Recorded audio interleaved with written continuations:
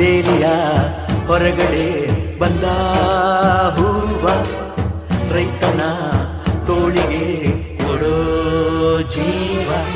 ರೈತ ರೈತ ರೈತ ಅನ್ನ ಕೊಡುವ ತಾತ, ಜೀತ ಜೀತ ಜೀತ ದೊರೆಗಳು ಬೆಳೆಸಿ ಭೂತ. ಬೇಲಿಯ ಹೊರಗಡೆ ಬಂದ ಹೂವ, ರೈತನ ತೋಳಿಗೆ ಕೊಡೋ ಜೀವ.